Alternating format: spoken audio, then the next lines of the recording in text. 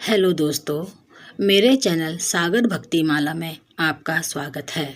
आज मैं इंदिरा एकादशी की कथा सुनाने जा रही हूँ। कथा को अंत तक जरूर सुने। इंदिरा एकादशी आश्विन कृष्ण पक्ष की एकादशी इंदिरा एकादशी कहलाती है। इस दिन शालिग्राम की पूजा कर व्रत करना चाहिए। पवित्र होकर शालिग्राम को पंचामृत से स्नान कराकर वस्त्र पहनावें, भोग लगावें तथा पूजा आरती करें। पंचामृत वितरण कर ब्राह्मण भोजन कराकर दक्षिणा दें। इस दिन शालिग्राम पर तुलसी दल अवश्य चढ़ाना चाहिए। इस प्रकार जो इस व्रत को करते हैं वे करोड़ों पितरों का उद्धार कर स्वयं स्वर्गलोक को जाते हैं। कथा। एक समय राजा इंद्रसेन महिष्मती नगरी में राज्य करते थे। उनके माता पिता दिवंगत हो चुके थे।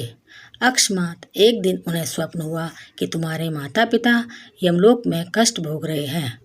निद्रा भंग होने पर वे चिंतित हुए कि किस प्रकार इस यातना से पितरों को मुक्त किया जाए। इस विषय पर मंत्री से परामर्श किया। मंत्री ने विद्वानों को बुलाकर पूछने की स्वीकृति दी। राजा ने ऐसा ही किया।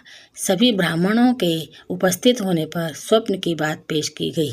ब्राह्मणों ने कहा, राजन, यदि आप सकुटुंब इंदिरा एकादशी व्रत करें तो आपके पितरों की मुक्ति हो जाएगी।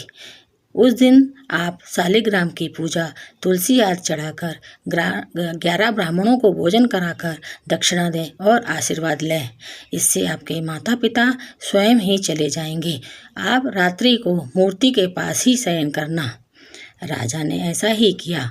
जब मंदिर में सो रहा था तभी भगवान के दर्शन हुए और उन्होंने कहा कि हे भगवान, हे राजा, तुम्हारे व्रत प्रभाव से तेरे सभी पितर स्वर्ग पहुंच गए। इसी दिन से इस व्रत की महत्ता बढ़ गई।